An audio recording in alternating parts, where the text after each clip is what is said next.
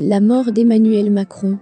Le décès du président de la République a été annoncé le 26 mars via le réseau social Twitter. Une tragique nouvelle, bien vite démentie. Emmanuel Macron n'est certes pas mort physiquement, mais de façon symbolique et politique, c'est une autre affaire. Pour plus d'informations sur ce sujet, retrouvez-nous après le générique. Mais avant de commencer, n'oubliez pas de vous abonner et d'activer la cloche de notification pour ne pas manquer nos prochaines vidéos. Bon visionnage.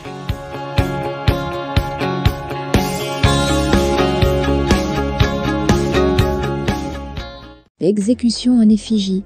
Au cours des manifestations contre la réforme des retraites, plus précisément celle du 24 janvier dernier, les slogans anti-Macron se sont durcis.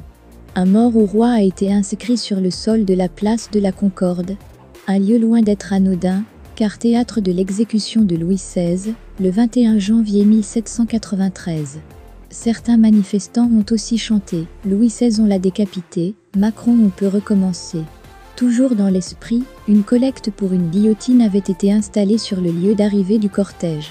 Si Emmanuel Macron est un nouveau Louis XVI, et les manifestants de nouveaux révolutionnaires, c'est finalement l'histoire qui est utilisée à des fins politiques. Doit-on tout de même prendre au pied de la lettre ces propos? En se défiant d'angélisme, on le peut. Si le président ne peut être éliminé physiquement, c'est symboliquement qu'il vient à être exécuté. Le 16 mars dernier, des poupées à l'effigie de Macron et d'autres membres de son gouvernement ont été brûlées à Dijon. Il n'y a là cependant rien de vraiment inédit, des simulacres de la sorte s'étaient déjà produits durant le mouvement des Gilets jaunes entre 2018 et 2019. Des mannequins représentant le président avaient été décapités.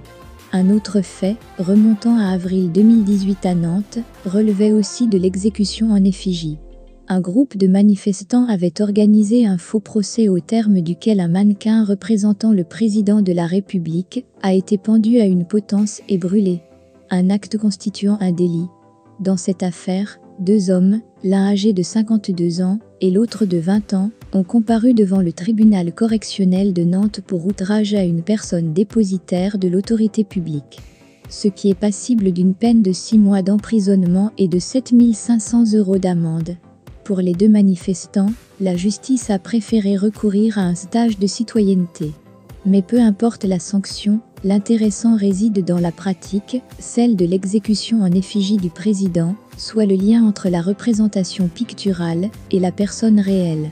Si on dégrade la première, on attaque aussi la seconde, pour livrer un message éminemment politique. La mort politique Emmanuel Macron a été exécutée symboliquement, mais se trouve également mort politiquement parlant. Les sondages sont édifiants, avec un petit 28% d'opinion positive à l'égard du chef de l'État.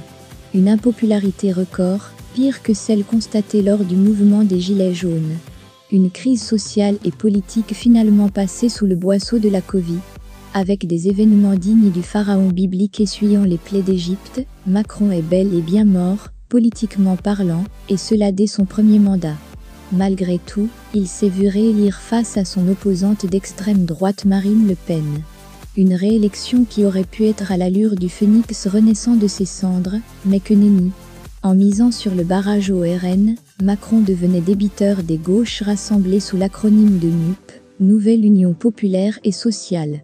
Or, tôt ou tard il faut payer ses dettes et le temps semble arriver, quoi qu'il en soit. La victoire à la Pirue du candidat à sa réélection se vérifia par l'absence d'une majorité absolue à l'Assemblée nationale. Emmanuel Macron déclaré cliniquement mort en politique, l'acharnement thérapeutique se résume maintenant en un usage immodéré du 49-3.